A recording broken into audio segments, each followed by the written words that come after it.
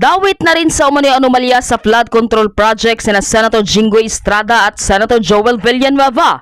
Isiniwalat yan ng dating DPWH Engineer Bryce Hernandez. Aniya, umaabot sa 30% ang napupunta daw sa dalawang nasabing senador. Narito ang buong detalye. Panuurin, pakinggang mabuti at kayo na ang bahalang humusga. Ngunit bago tayo magpatuloy, huwag kalimutang i-like, share, subscribe, and click the notification bell for more updates and for more upcoming videos. Maraming salamat! Mga kabunyog, mga kababayan, naglalabasan pa ang mga dagdag na ebidensya tungkol sa kay Joel Villanueva, tungkol sa dito sa pagkakasangkot niya dito sa di umano itong si Villanueva, gaya ng itinuro ni Bryce Hernandez, yung as district engineer, dating district engineer ng First Engineering District ng Bulacan, na itong si Joel Villanueva nga ay nag-download, nagbaba ito ng pondo na 600 million nitong taong 2025. At sa 600 million na yan, ayon kay Bryce Hernandez, 30% ang komisyon ni Joel Villanueva. O, yan kaya lang, ang malungkot ngayon, sa halip na suportahan itong si Bryce Hernandez na wag matakot, isabi niya pa ang lahat niyang nalalaman kasi seryoso yung kanyang aligasyon na yun eh. So dapat sana sa parte ng Kamara, sa parte ng Senado, ini-encourage dapat si Bryce Hernandez. Totoo ba yung sinasabi mo? Willing ka pa bang magsabi ng iba mo pang nalalaman? Mayroon ka pa bang ibang ebidensya na maipipresent mo? Kasi seryoso yung aligasyon mo. O kaya lang, anong ginawa kay Bryce Hernandez? Ang ginawa kay Bryce Hernandez, dinala pa sa Pasay City Jail. Kagagawan nila Bato de la Rosa, kagagawan nila Marcoleta, kagagawan nila Cayetano. Siyempre, naano sila eh. Sabi nga ni Congresswoman Leila de Lima, pag-retaliate yun, gumante sila Marcoleta sa sila Bato. Siyempre, kakampi nila si Joel Villanueva at si Estrada. Kasama nila sa minority. Eh, gusto nilang gumante kay Bryce Hernandez. Kumbaga, pahinain ang loob ni Bryce Hernandez. Mag-isip si Bryce Hernandez na wag na kaya niyang ituloy ang lalabas niya ng kanyang mga nalalaman. Kasi parang wala siyang suportang nakukuha. Kaya ang ginawa sa kanya, linipat siya sa Pasay City Jail. Actually, yung pagkakalipat sa kanya sa Pasay City Jail, parang mensahe yun eh. Pinapahina yung moral ni Bryce Hernandez. Kasi kung pagkagaling niya sa Kamara, dinala siya sa PNP Custodial Facility, medyo maganda yun kay Bryce Hernandez. Kasi ang ibig sabihin nito, protektado siya na basta't mag-cooperate ka lang, sabihin mo ang lahat ng nalalaman mo, safe ka dyan sa PNP Custodial Facility. Mga pulis ang nagbabantay sa'yo dyan. Compound yan. Hindi ka dyan basta-basta mapapasok ninuman. Ganun sana yung mensaheng nakuha ni Bryce Hernandez na galing sa Kamara, inassure siya ng Kamara, basta't mag-cooperate ka lang, secured ang kaligtasan mo. At tutulungan ka ng gobyerno na sabihin mo, isiwalat mo ang lahat ng nalalaman mo. Kaya lang, ang ginawa nila Marcoleta, nila Cayetano, at sa kanila Bato, gusto nila ipakita kay Hernandez, mag-ingat ka, walang proteksyon sa'yo. O sa katunayan, ang ginawa kay Hernandez, linipat ng Pasay City Jail. Parang sabi nga ni Congresswoman Leila de Lima, retaliatory yun eh. Pagpapahina yun ng loob ni Hernandez na akala mo suportado ka. Hindi. O ito, ilinipat sa ay yung kalagayan doon sa Pasay City Jail, mga ordinaryong preso ang kasama mo doon, mga ordinaryong preso. Marami kang kasama doon, hindi ka na nakakasigurado ng seguridad mo. Ang purpose nun nila Bato de la Rosa, ang purpose nun nila Jinggoy, ang purpose nun nila Marcoleta at nila Cayetano, pahinain yung loob ni Bryce. Huwag na niyang sabihin ng iba pa. Na Kaya kumbaga parang ang mensahe dito kay Bryce, parang wala akong suporta. Kasi mahina yata ang suporta sa akin galing sa gobyerno na magsabi ako ng nalalaman ko. Kasi nilipat nga ako sa Pasay City Jail. Ganun yung masamang dating nun eh. Sa halip sana na dapat pinalakas yung loob ni Bryce Hernandez. Ito sabihin mo lang ang nalalaman mo. Ituro mo na yung dapat ituro kahit mga matataas na opisyal yan ng gobyerno. Huwag kang mag-alala. Puprotektahan ka ng gobyerno. Ganun sana dapat eh. Ganun sana dapat. O anyway, balik tayo dito. Balik tayo dito kay Villanueva. Mga kabunyog, si Joel Villanueva, nang sinasabi niya, wala siyang kaalam-alam diyan sa mga proyekto na yan sa Bulacan. Hindi nga daw siya diyan nakikialam. Nung nandun nga si Secretary Bunuan sa pagdinig ng Senado, tinanong pa ni Joel Villanueva, tinanong niya pa si Secretary Bunuan, Secretary, iparinig natin sa publiko, ipakita natin, ako ba'y lumapit sa'yo? Naglabi ba ako ng proyekto sa'yo? Sabi ni Secretary Bunuan, hindi po. Ay, siyempre, alam nga namang sasabihin ni Bunuan, naglabi po kayo. So ngayon mga kabunyog, sabi rin ni Joel Villanueva, hindi niya raw kilala si Alcantara, yung district engineer yung controversial na district engineer, hindi niya raw kilala yon. Marami naman daw ang nagpapapicture. Normal lang naman daw magpapicture. Bakit daw sinasabing dahil lang may picture sila ni Alcantara? Ano na daw yun? Proof na ba yun na sangkot siya doon sa mga anomalyang kinakasangkutan ni Alcantara? Yun ang sinasabi ni Joel Villanueva. Ito yung mga pictures kasi ni Joel Villanueva. Yang naka-blue na yan, si Joel Villanueva. Yang sa baba. Yang mataba na yan si... Ang sabi niya ni Joel Villanueva, ay natural, inauguration naman yan ng proyekto. Kahit naman sino pwedeng pumunta dyan. Kahit naman governor, mayor, pupunta dyan. Hindi naman ano yan eh. Ibig bang sabihin, dahil may picture ako niyan, involved na ako sa mga kinasasangkutan ni Alcantara o ni district engineer? Okay, assuming na ganyan. Pero ito ang problema. May mga lumabas na mga ebidensya. Ito yon. Ito yon mga kabunyog. Sa pagdinig ng Kamara, pinakita ito. Pinakita ito sa pagdinig sa Kamara. Ayan. Ito. Yan. Text messages yan. Palitan ng conversation. Saguta, nag-uusap through, Viber message ba yan? Disappearing messages tawag.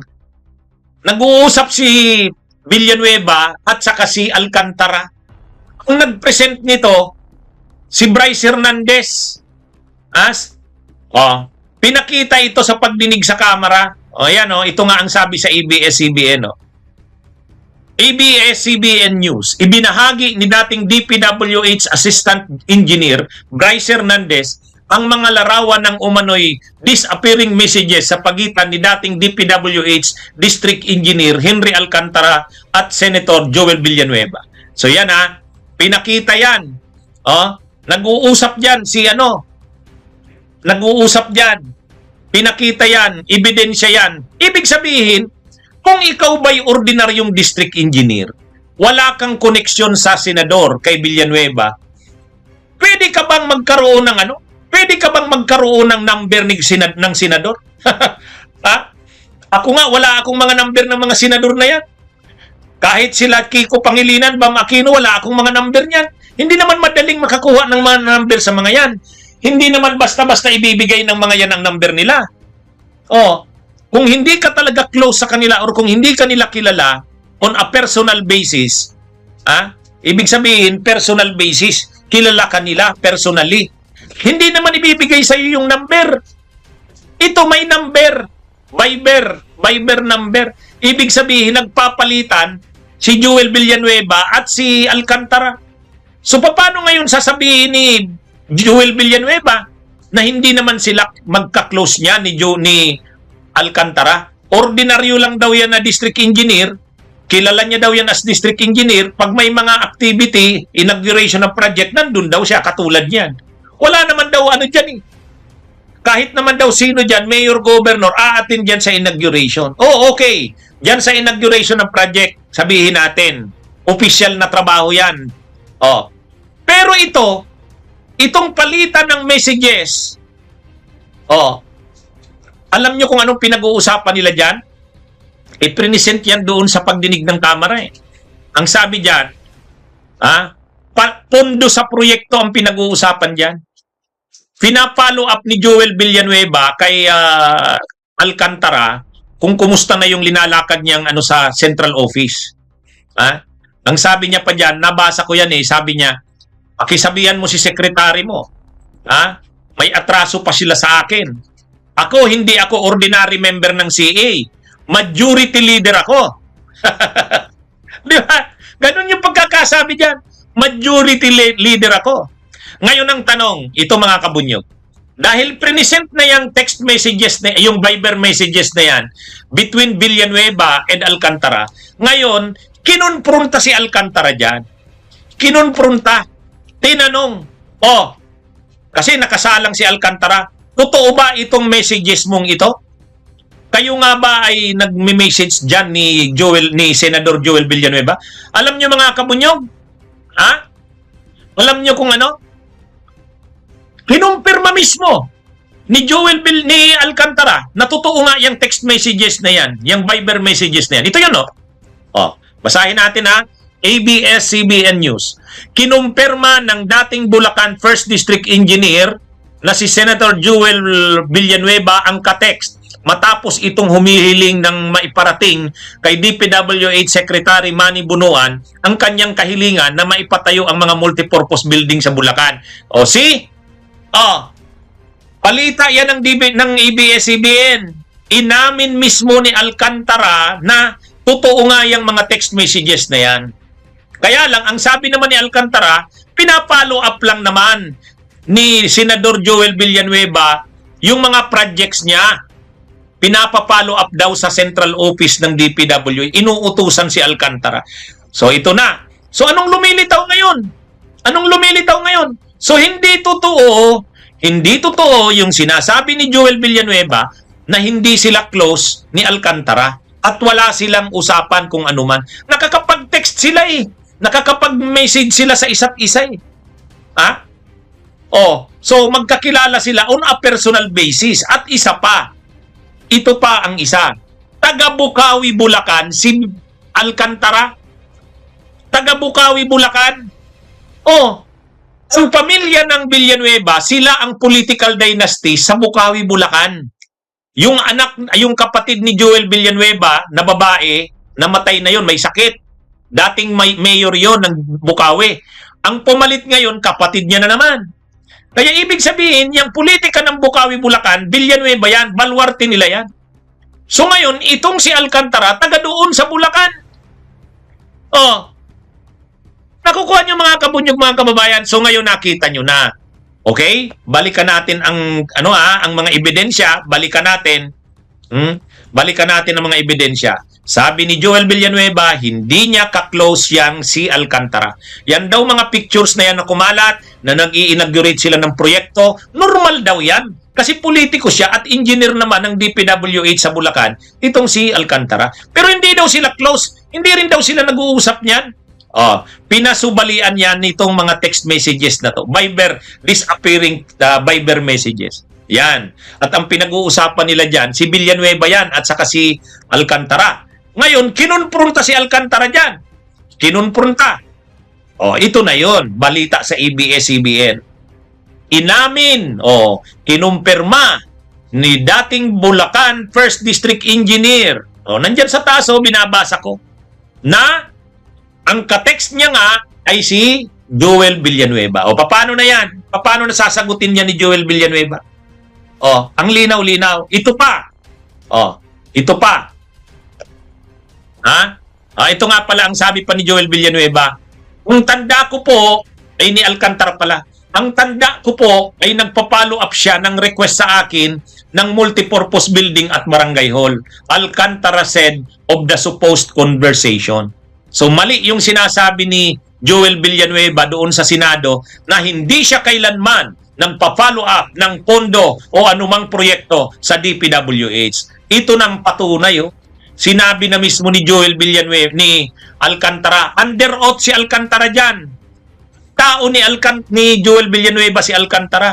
Ang sabi ni Alcantara, ang tanda ko po ay nagpa-follow up po siya ng request sa akin ng multipurpose building at barangay hall. Alcantara said of the supposed conversation. Yan. Ngayon mga kabunyog, isa pang ebidensya. Isa pang ebidensya. Ipinakita rin ni Bryce Hernandez yung limpak-limpak na pera doon sa opisina ng DPWH. Ngayon, yung nakikita nyo dyan na kalahati ng katawan na naka-blue, si Alcantara yan. Si Alcantara yan. Ngayon, pinakita yan. Pinakita, ang dami. Ngayon, tinanong na naman itong si Alcantara. Inamin ba ni Alcantara na talagang totoo yung picture na yan ng mga pera? Inamin niya, totoo yan. Totoo daw yan. So, inamin niya rin na siya yung nasa picture na yan. Ang sabi nga sa ABS-CBN, legal ba yun? Ex-DPWH exec says piles of cash are for contractors borrowing licenses, not project proponents. Bagamat inamin ni Alcantara na totoo yung pera na yon, nililigtas niya yung mga sila Estrada at saka si Villanueva. Ang sabi niya, yung mga pera na yon, para yon sa mga contractors na nagpahiram ng lisensya. Hindi yan para sa mga politiko na nag-propose ng project. Yun ang palusot ni Alcantara. Kasi si Alcantara, hindi niya na madidinay yung katotohanan doon sa mga na may pera nga dahil may pictures. Ang sinasabi niya na lang, yung pera na yun, hindi naman para sa mga politiko yun. Ibig sabihin, hindi kila Villanueva at kila Estrada. Para daw yun sa mga nagpahiram ng lisensya na contractors. Ito ang sabi niya. Ito ang sabi ni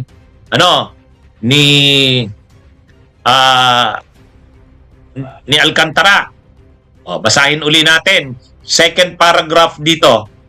Paliwanag ni Alcantara, ang perang pinakita ni Assistant Engineer Bryce Hernandez ay maaaring bayad mula sa nanalong kontraktor patungo sa aktual na gumagawa ng proyekto. Nang tanungin siya tungkol sa pagiging legal ng ganitong kalakaran, sinabi niyang talagang nangyayari ang pagpapahiram ng lisensya sa ibang kontraktor.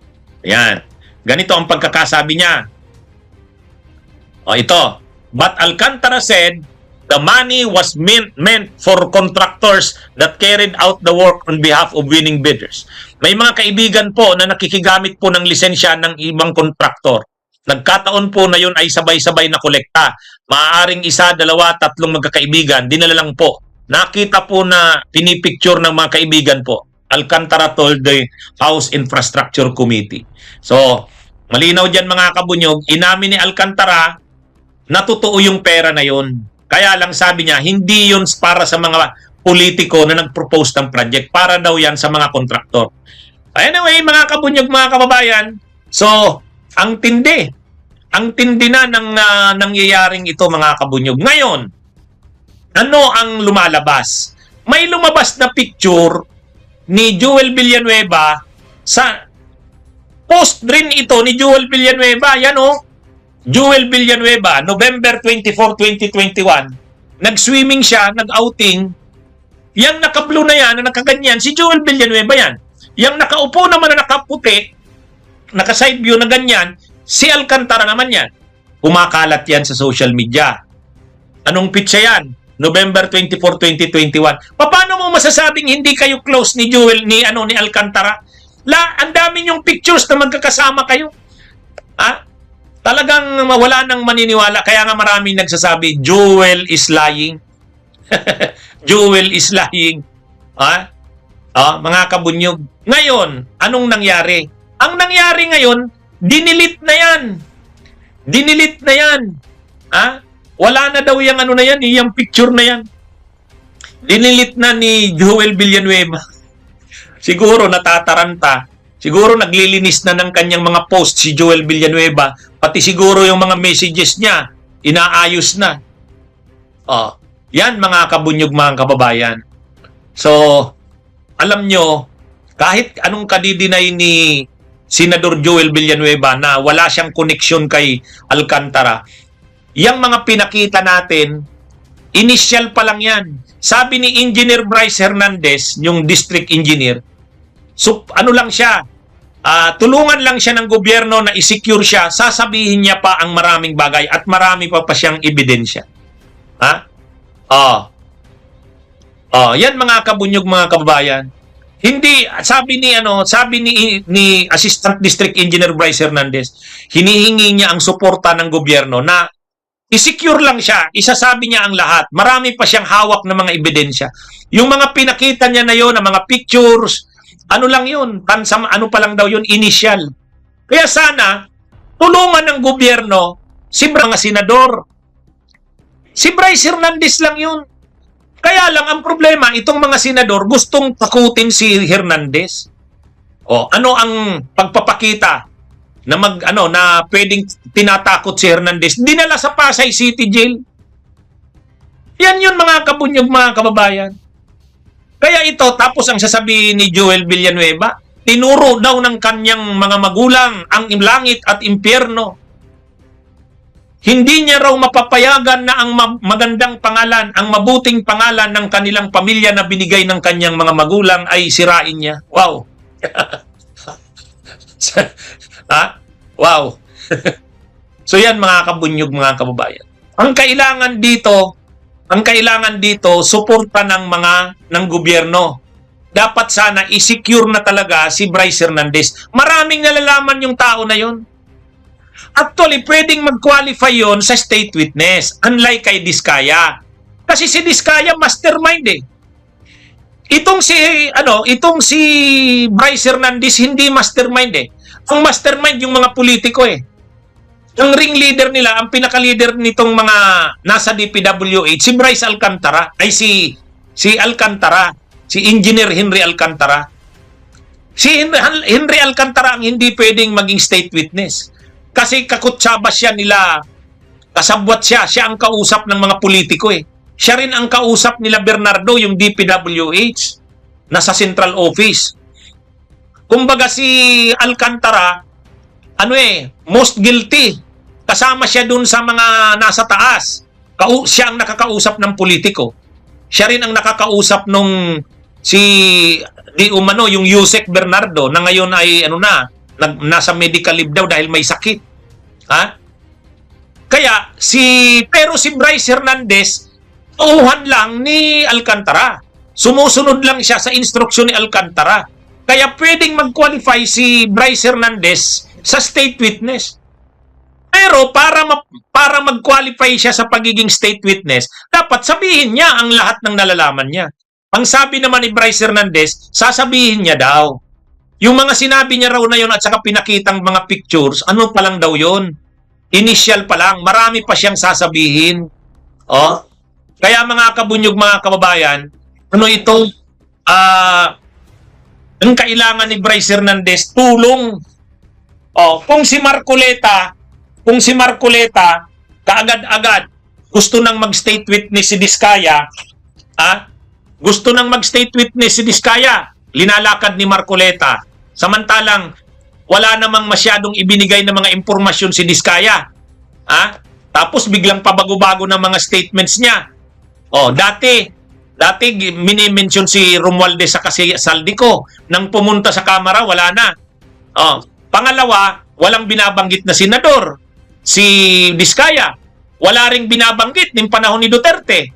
And yet, gusto ni Marcoleta gawing state witness.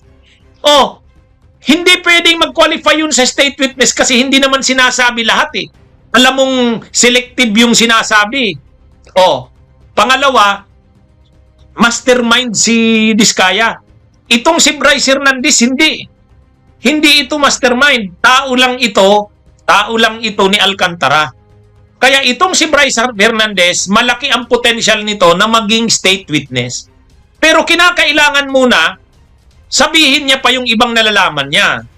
Hindi sapat yung sinabi niya doon sa Kamara. Pero ang maganda naman kay Bryce Hernandez, may mga pinangalanan na mga matitindi. Senador ang pinangalanan. sila Villanueva at Estrada. At marami pa siyang sasabihin. Kaya nga mga kabunyog, mga kababayan, dapat suportahan yan si Bryce Hernandez. Paano yan susuportahan ng gobyerno? Dapat sana pinanatili na doon sa PNP Custodial Facility. Doon na sana yan para pinakita talaga na okay, dyan ka sa PNP, secured ka dyan. Basta't wag kang sabihin mo lang ang nalalaman mo, ganun sana eh. Anyway, baka naman hindi naman aatras si Bryce Hernandez. Kaya lang yung sabi ng abogado ni Bryce Hernandez, parang ang iniisip daw tuloy ni Bryce Hernandez, tama ba ang ginawa ko? Hindi kaya delikado na ang sitwasyon ko ngayon? Yun daw yung iniisip ni Bryce Hernandez eh. Kaya kailangan sana ipakita kay Bryce Hernandez na sabihin niya pa ang lahat ng nilalaman niya, mag-cooperate na siya, ituro niya na para suportahan siya sa gagawin niya. O anyway, mga kabunyog, so yan ang topic natin ngayon. Nakikita nyo, binuo ko yung mga ebidensya na related kay Joel Villanueva. Tapos ito ngayon, yung picture niya na yan, siya rin ang nag-post yata niya, nagsiswimming sila ni Alcantara. Dinilit na daw yan ngayon eh. Dinilit na yan. Siguro naiisip na ni Joel Villanueva. Delete na yan. I-delete na yung mga siguro yung sa kanyang mga messages, dinidelete na rin. Okay,